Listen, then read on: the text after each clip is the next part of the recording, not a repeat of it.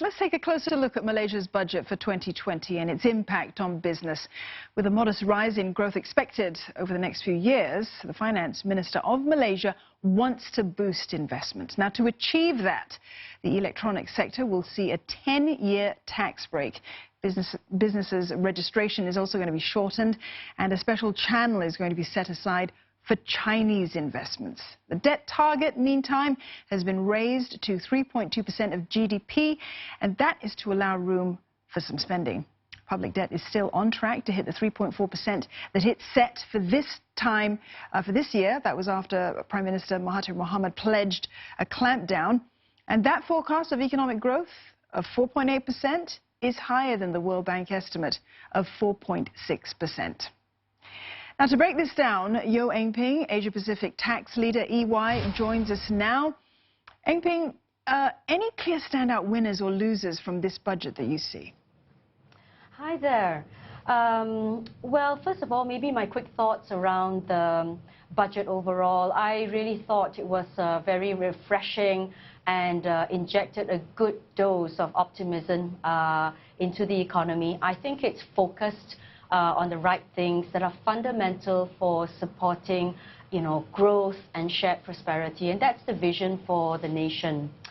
As you said, there are a number of incentives and focus areas. I like the clarity around investors and spurring investments, and a number of sectors have been identified.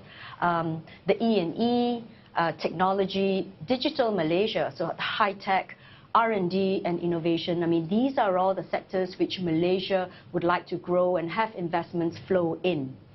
I think in terms of how we do that, it's really good to see the government say, well, we want to attract top players, Fortune 500s, unicorns, people in the creative space and the new economy to come in.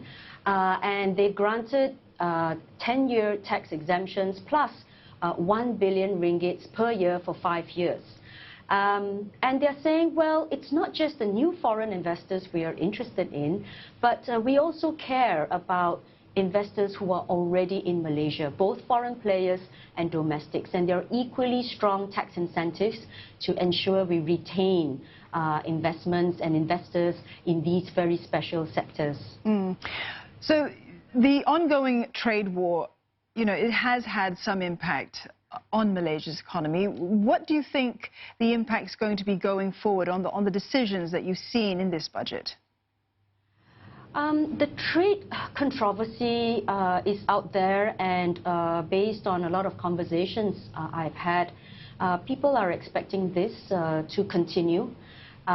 We hope not, but it is expected to be a dynamic that continues for businesses. And we know that businesses who are affected are looking for alternative hubs. They're looking for other ways and other places to do business apart from the areas that are affected. And ASEAN is one of them. Now, Malaysia is very keen to capture their fair share of investors. And I believe that this budget has a number of measures that are on track. As you said earlier, as you introduced this topic, the minister has said, well, they're very focused on making sure we continue to be a very business-friendly environment, to have a business-friendly environment, to make sure that things like business registration is made easy. We also came out to be very clear about the local tax environment, and there were questions on whether yes or no will GST be introduced. Well, we've taken away the uncertainty. The minister has said no GST. And some of these words of assurances backed by the overall plan set out in the budget, I think will put us in good stead to attract investments. And I can't say that enough, because obviously countries who are our neighbors, Thailand, Indonesia, and further on, India, Vietnam, everyone is looking out to attract the new investment dollars. So we can't afford to fall behind. Right, but words of assurance aside, it's all going to be about, meeting those targets, the targets laid out in this year's budget. Do you see any areas where it might be difficult for the finance minister to actually do that, to meet those targets? That's like a crystal ball question, and I appreciate that.